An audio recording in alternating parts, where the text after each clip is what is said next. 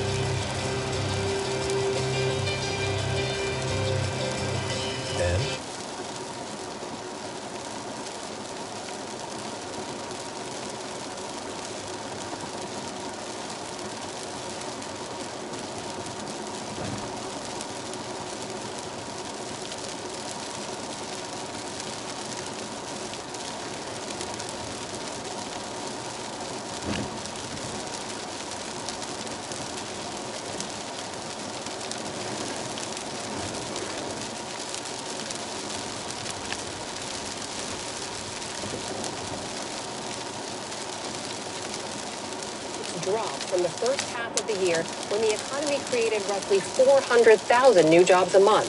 Stocks sank on Wall Street as investors weighed the news and feared more interest rate hikes. The Dow Jones Industrial Average plunged 630 points to close at 29,297. The Nasdaq fell 421 points. The S&P 500 slipped 105. Economics correspondent Paul Salman digs into the details. The economy kept cooking up jobs in September, but at a slower pace. So there's signs that hiring is cooling? It's not cooling. I would say it was normalizing. It's steady gains. And those are the kind of gains that we want to see in the economy. We don't want the labor market to overheat. And there were steady wage gains, too, says economist Neela Richardson. The Fed is worried about the wages are going to rise too much because the labor market conditions are tight. Main Street is concerned that their wages aren't rising enough to keep up with the pace of inflation and the cost of living. But given continued inflation, most economists and the Fed see a labor market that hasn't cooled enough yet. The unemployment rate went down to 3.5%. That is a 50-year historical low, again suggesting that the labor market is very tight and that the Fed needs to keep a really aggressive stance when it comes to inflation and how wages could drive inflation in the future. Sure enough, signs of a tight labor market still abound. Employers in sectors like restaurants can't fill the jobs already out there.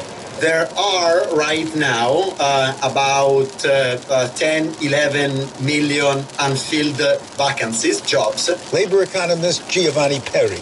Before COVID, there would have been, 5, 6, 7 million unfilled jobs at every given time. One reason we're still seeing those signs?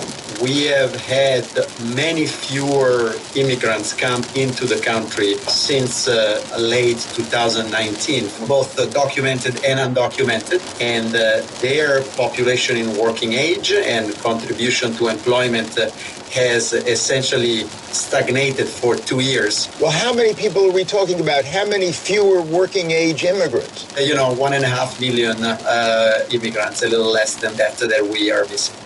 Polls show many Americans are concerned about undocumented immigrants, but stagnant immigration overall has been a drag on the whole economy, as measured by GDP, estimates researcher Jose Ivan Rodriguez Sanchez.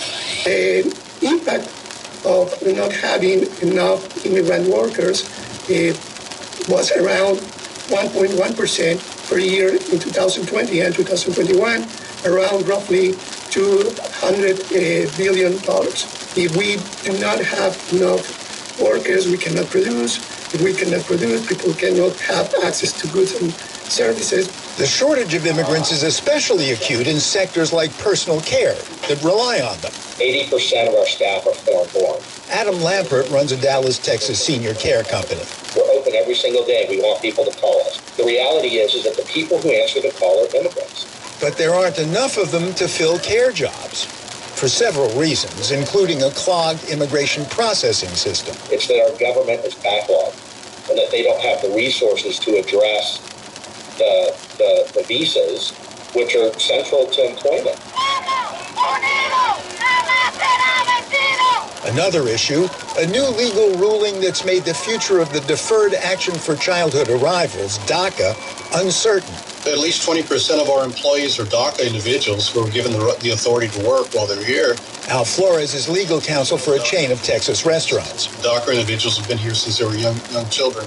But because of the lawsuit, at some point will not be able to work. At her Atlanta electrical firm, Tanya Hicks cites another problem, years of deportations. Some people had the right to be here and go through the process, and they were still deported. And a lot of people lost their lives when they got into different countries. So I think it's a little PTSD. Finally, the reason that's become a cliche. Most American-born workers won't do the jobs immigrants will, says Hicks. Some of them will work longer. Some of them will work in harder conditions because they're already conditioned to do that. The bottom line for the restaurants Al Flores represents? You've got to have immigrant labor to keep our businesses going. And fewer workers means fewer people to care for loved ones, says Adam Lampert. If we are stiff-arming immigrants as a policy in the United States, keeping them out, we're only hurting ourselves. With more jobs, more than 10 million already unfilled, and a civilian labor force that actually shrank last month, no wonder businesses are concerned. For the PBS NewsHour, Paul Salman. Ready, have a good one now.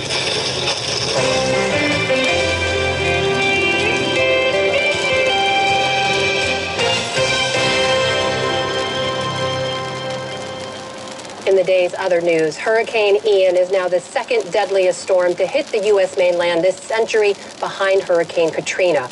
The Associated Press reported at least 101 people have now died, including 92 in Florida. In the hardest hit areas, all that remains are piles of debris from destroyed homes and businesses. Some residents are still struggling to come to terms with their new reality. I mean, I've been through storms since I was a kid, born and raised in Florida, Don and 60, and all the big ones and everything. And I've seen devastation, but I've never seen it this widespread. Even with Charlie, it was probably a 20-mile wide swath. This is enormous. About 99,000 customers in southwestern Florida are still without power more than a week after Hurricane Ian made landfall in the state. The Uvalde School District has suspended its entire campus police force after intense criticism over their response to the gun massacre in May. The district requested more Texas state troopers stationed on campus and at extracurricular activities. 19 students and 2 teachers died when a gunman opened fire at Robb Elementary School.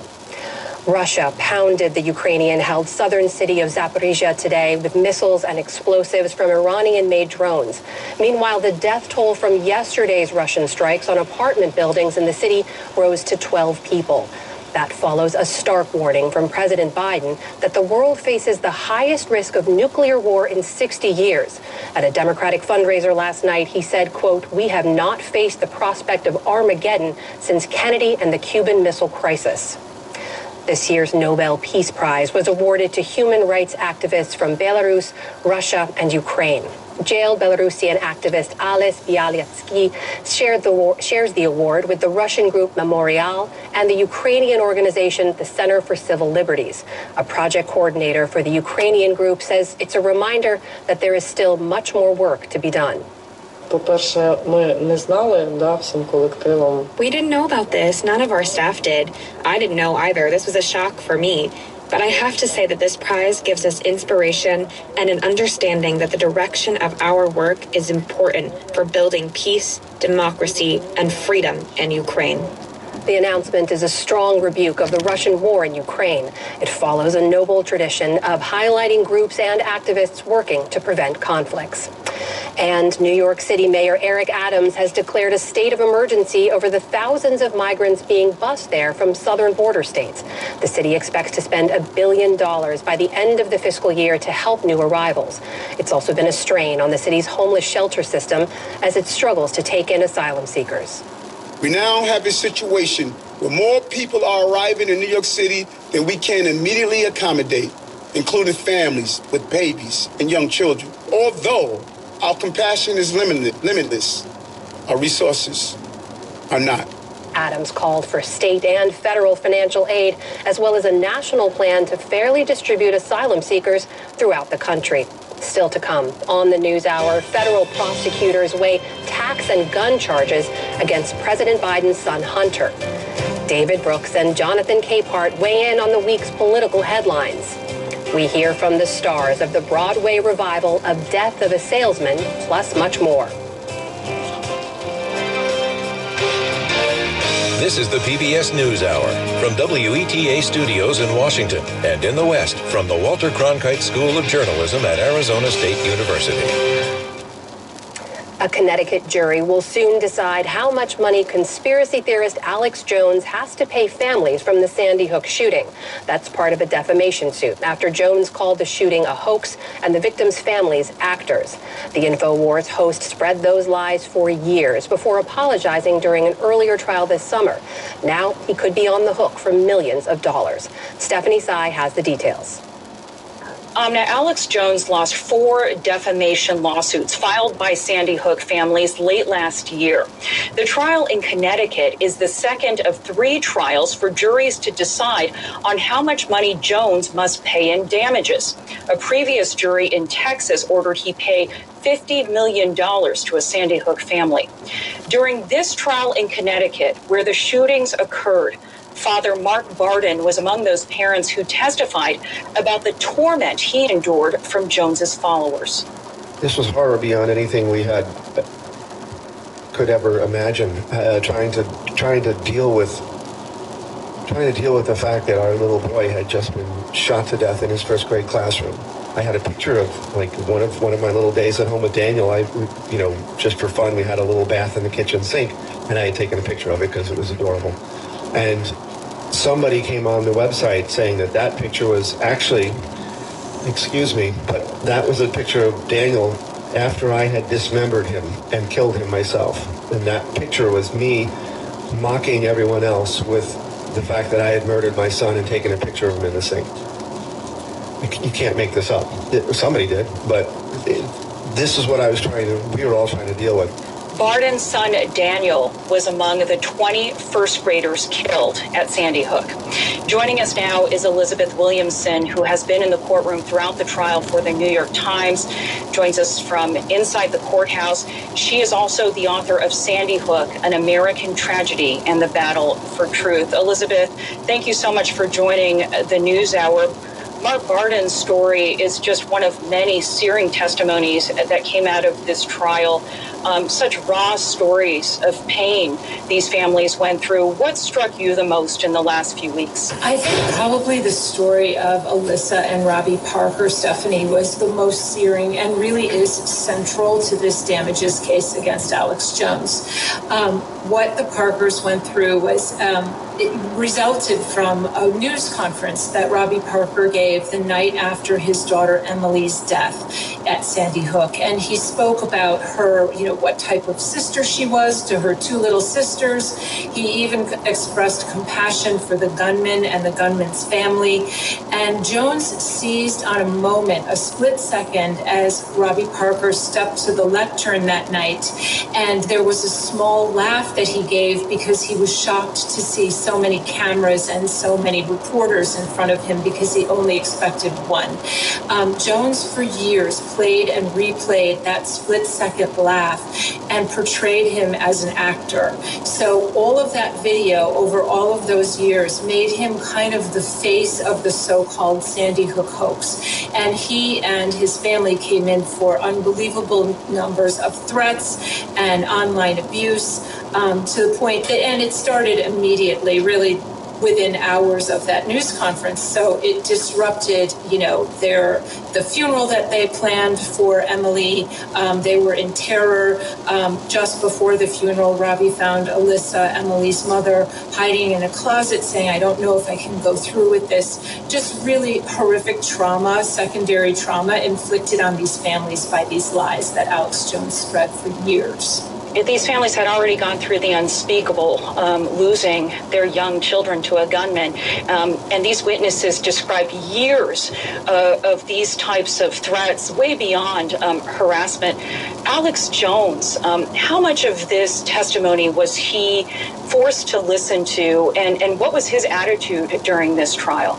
Great question. Almost none of the testimony was heard by Alex Jones. He refused to turn up in the courtroom. He was there for one part of a day. He delivered his sort of testimony in which he said he was done apologizing.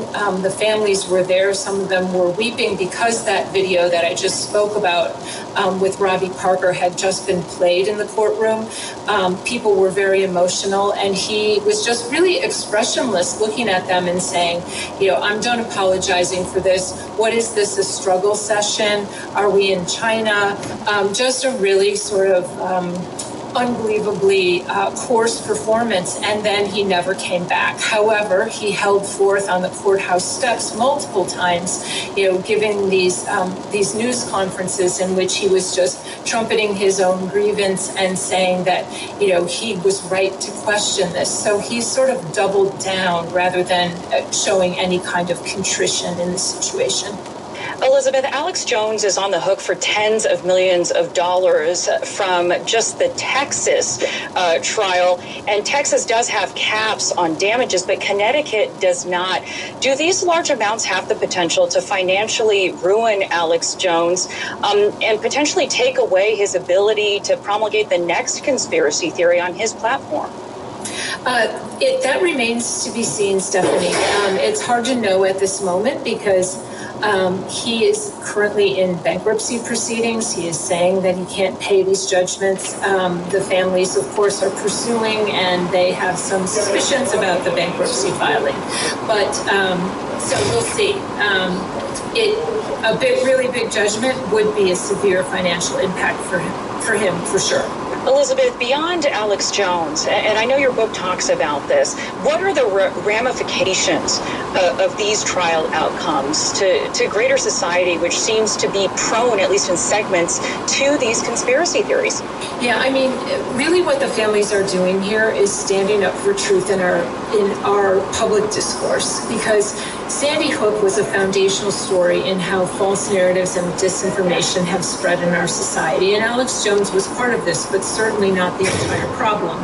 So we've had, Pizzagate and Charlottesville and coronavirus myths, and then the 2020 presidential election conspiracy theories that led to the January 6th Capitol insurrection. So they really are saying we have a societal problem here, and they're trying to draw attention to it. And money is something that might, get Alex Jones to, stop doing this and stop targeting vulnerable people, or really anyone with these false theories. But really what they're standing up for here is the broader truth. And they're trying to send a signal that there is a problem in society right now where people are choosing their own facts and their own reality and their own truth. And this is extremely dangerous, not just to vulnerable people, but to our democracy. Elizabeth Williamson, thank you so much for the context. Obviously, you are in the courthouse, so we're hearing some noise, but we appreciate you joining the News Hour. It's my pleasure, Stephanie. Thank you.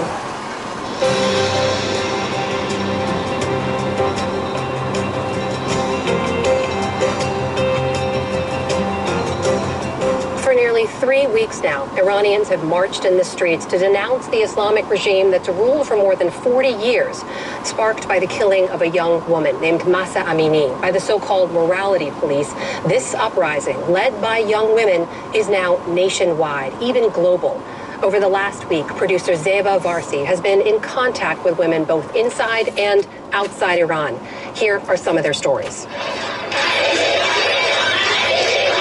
In an iconic moment last week, schoolgirls in Iran drove out a Basij, an Iranian paramilitary officer, calling him shameless.